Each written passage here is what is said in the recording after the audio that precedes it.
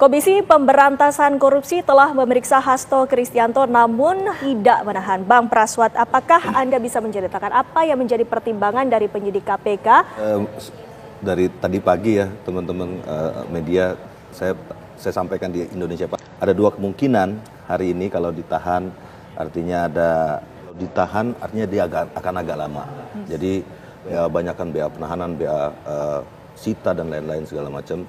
Selesainya agak cepat, artinya hari ini memang tidak dilakukan dalam proses, dalam tahapan membalik acara keterangan saksi ke berita acara keterangan tersangka. Jadi dari kesiapan, saya melihat begini, karena ini di sprindiknya ini beban pembuktiannya pun dua, pasal 21, 153 bersama-sama pasal 5 ya, 5B atau C lah.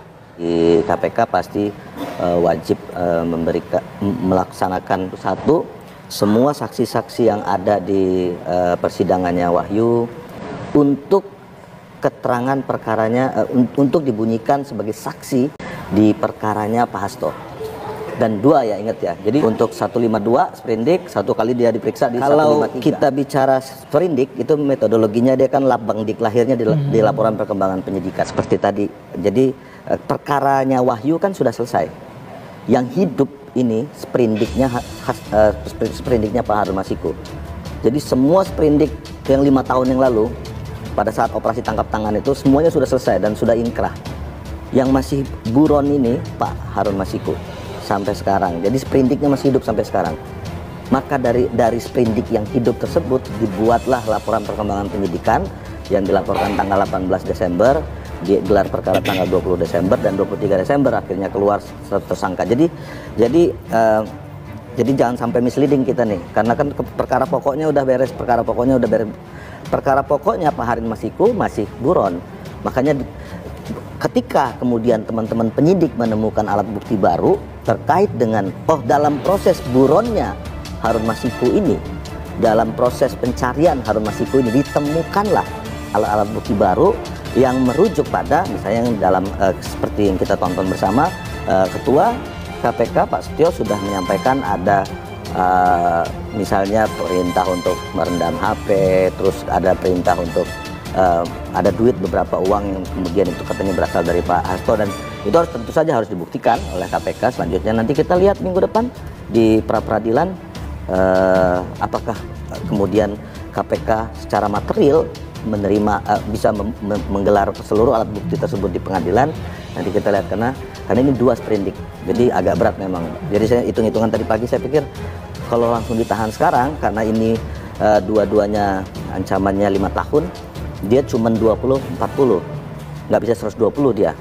Kalau ancaman dia 5 tahun baru dia 120, 20, 40, 30 masa penahanannya. Jadi maksimal dia mentok. Kalau ini cuma 60, jadi teman-teman KPK mungkin ini sekali lagi Mbak, mereka sedang berhitung secara teknis, administratif, lalu mengumpulkan saksi-saksi seluruh perkaranya Pak Wahyu, diperiksa ulang satu persatu, dibunyikan lewat 2 sprindik. Nah ini butuh waktu. Nah, karena memang KPK ini belum memiliki alat bukti yang cukup ataupun belum ada keyakinan dari para saksi yang membuktikan bahwa memang Hasto Kristianto ini harus ditahan, Prof. Nur.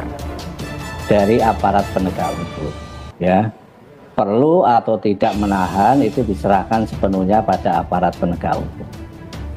Yang perlu kita ingat bahwa di dalam melakukan penahanan itu harus ada alat bukti yang cukup. Dan yang kedua harus memenuhi syarat objektif. Syarat objektifnya yaitu diancam pidana 5 tahun. Dalam kaitan dengan ini, kasusnya Pak Hasto itu pidana korupsi jelas itu di atas 5 tahun. Kemudian Pak Hasto sudah dinyatakan atau ditetapkan sebagai tersangka. Maka kita bisa pastikan bahwa alat bukti yang dipunyai oleh KPK sudah cukup. Karena terbukti bahwa KPK sudah menetapkan Pak Hasto sebagai tersangka. Sehingga di dalam hal ini menurut pendapat saya ditahan atau tidak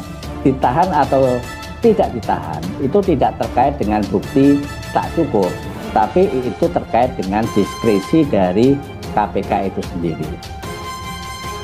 Kalau dalam konteks yang sekarang, Prof. Nur melihatnya kenapa tidak ditahan kalau memang alat buktinya sudah cukup, kalau kata Prof. Nur tadi?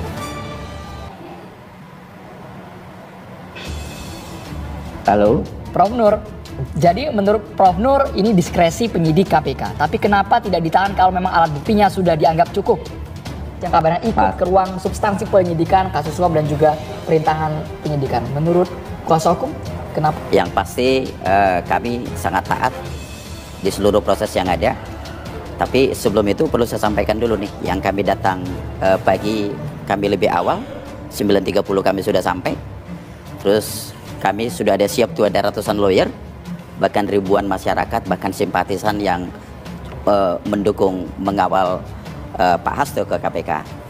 Nah, jadi dari 3,5 jam pemeriksaan itu, saya kira memang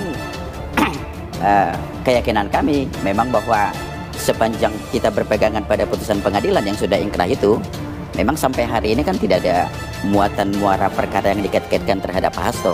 Kami masih berkeyakinan sampai sejauh itu sih. Jadi artinya bahkan ketika dipanggil kembali tuh si Wahyu Setiawan dipanggil lagi, Tio dipanggil lagi, bahkan mantan penyidik KPK yang bernama Ronald itu dipanggil lagi diperiksa. Nah ini apakah memang teman-teman penyidik KPK masih kurang bukti atau apa?